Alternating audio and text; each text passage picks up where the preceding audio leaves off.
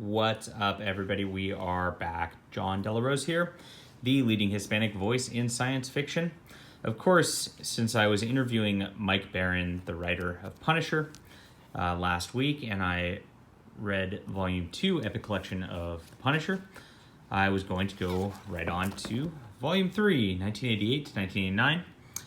The first volume contained a miniseries and issues 1 through 10, and this contains 2 annuals and 11 through 25.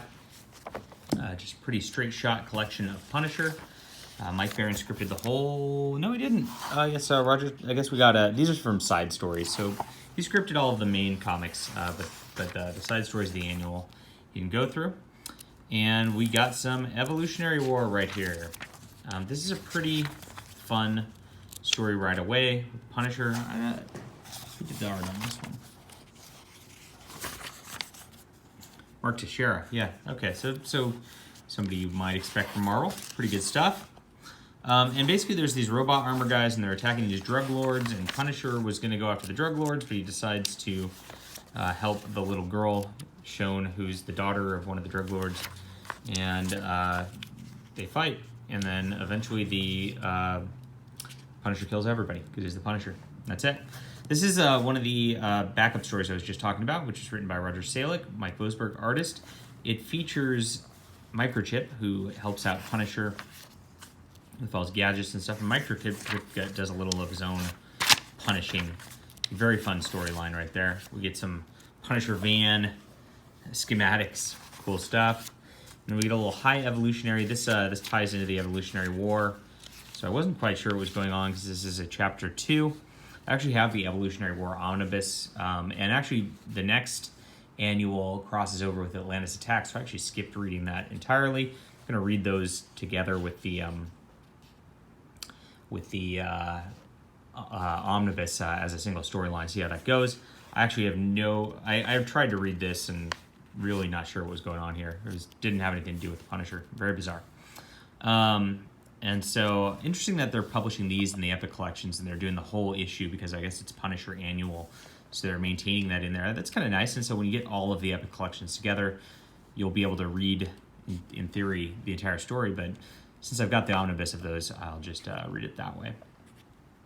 All right, we get back into the Punisher issues. And the Punisher is going on like some sort of rampage like usual through here.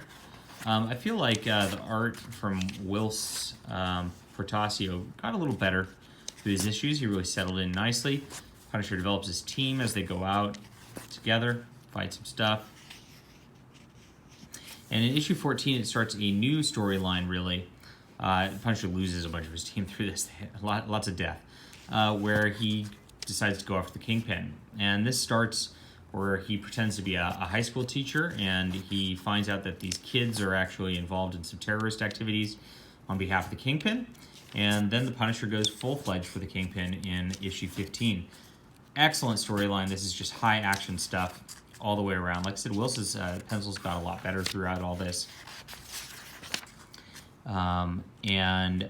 We get some more Kingpin fighting action.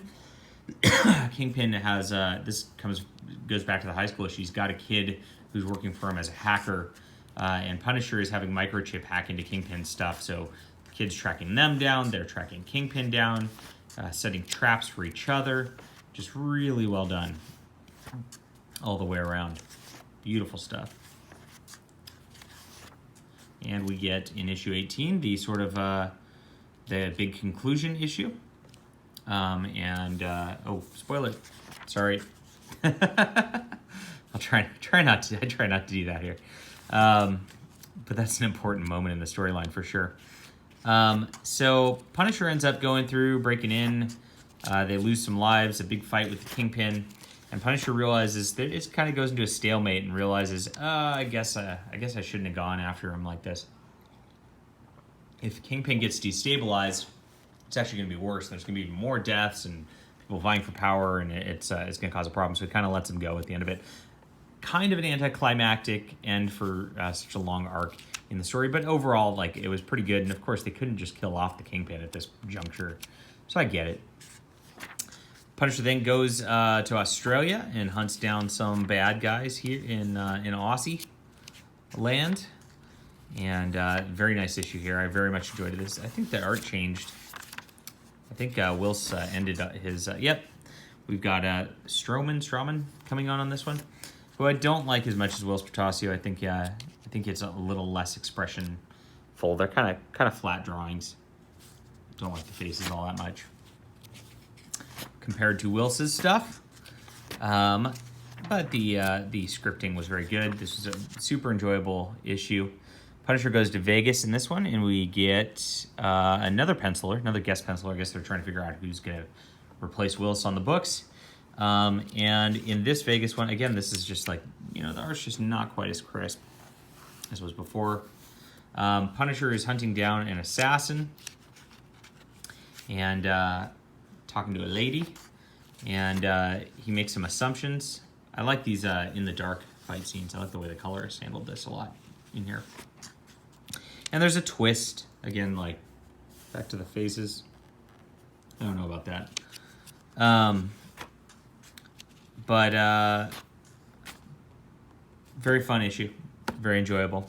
We get into Atlantis Attacks, and this is the story I completely skipped. It's interesting. So if you've noticed the Punisher stories so far, none of them have superheroes in it. And it's very much just Frank Castle doing his thing with guns and through ninjutsu and things like that. And you don't see a lot of superhero action. So this one actually gets a crossover with Moon Knight. I skipped that because it's part of the Atlantis Attack storyline, and I'm intending on reading that omnibus fairly soon. I want to read all the events together through Marvel. And we get another Microchip storyline by Roger Salick, and this one is another excellent storyline by him.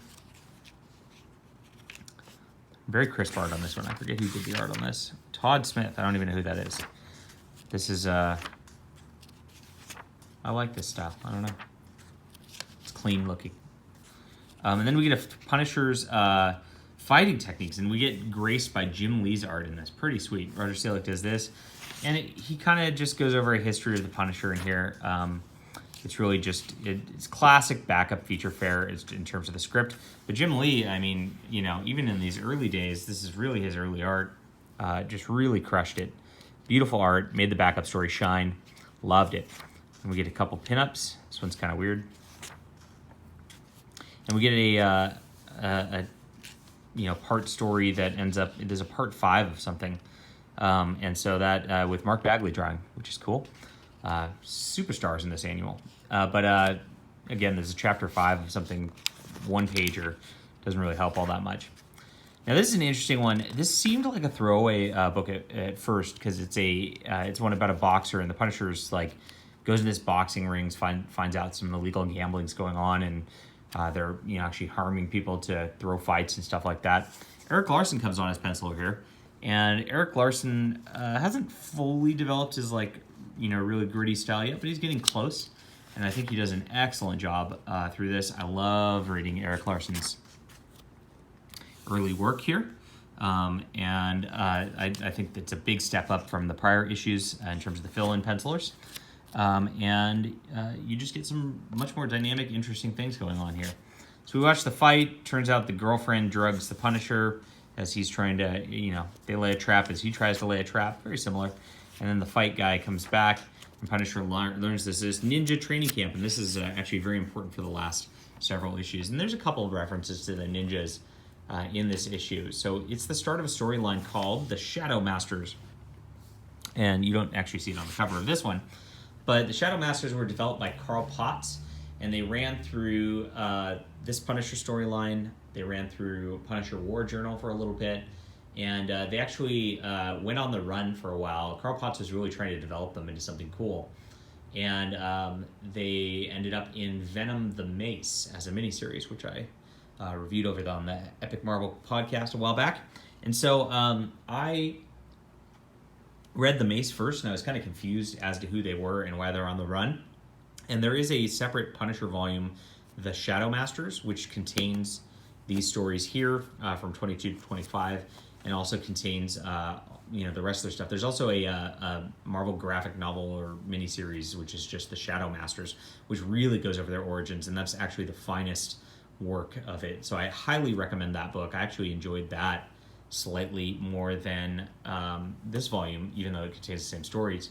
That whole tie-in of all those characters was just really dynamic. So recommended if you're into the Punisher, and also if you're just into like sort of crazy ninja stuff.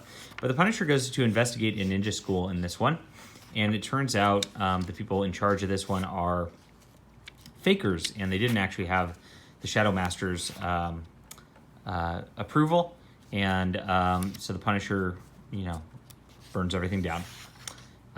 And we get a little bit more, and they go out on escape, and Punisher does a fight, and he ends up teaming with, or being invited to the actual ninja masters in Japan of the Shadow Master after he interacts with one of their people who are trying to stop these crazed Americans. And then we get into the actual Shadow Masters, and you can tell they were trying to brand it, trying to get it going at the time. Again, Eric Larson's art is just so good through this.